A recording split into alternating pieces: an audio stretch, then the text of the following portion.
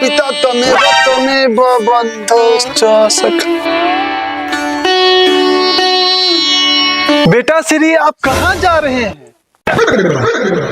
पिताश्री, मैं सबको दही चूड़ा मुंह में लारक देने जा रहा हूँ। ये तो बहुत अच्छी बात है बेटा श्री। तब तो सबसे पहले मुझे दही चूड़ा मुंह में लारक दीजिए। हाँ हाँ पिताश्री, आपको ही मुंह में दही चूड़ा लारक हो। पिताश्री, माताश्री नहीं दिखाई दे रही है।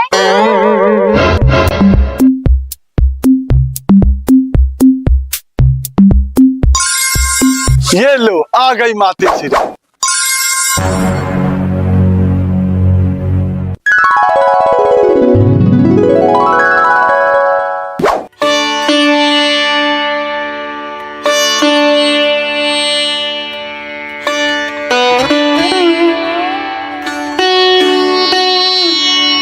प्रणाम पति परमेश्वर। खुश रहो प्राण प्रिय। विराज जी, हम सब मकर संक्रांति मनाते हैं।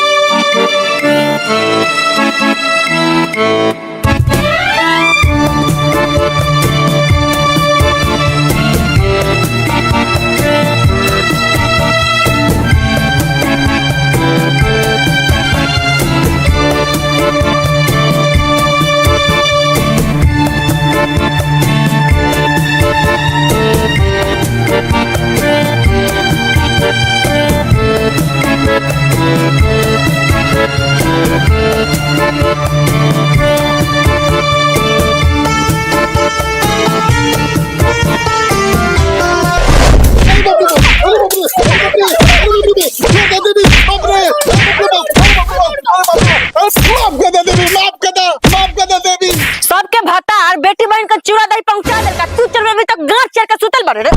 माफ कर दे, हम तो तारे सपना देखा तो है कि सपना में दही चूड़ा लेके आइल बारे, लेकिन आँख खुलल तो खाए के पड़ा था जा रहा। कौन सरवा को आइला कि सवेरे के सपना साच होला, मत सच्चाई पर से भरोसा उठ गेल। ए लाख खबला काम करबे त लाते न खइबे, भात कहां से मिली?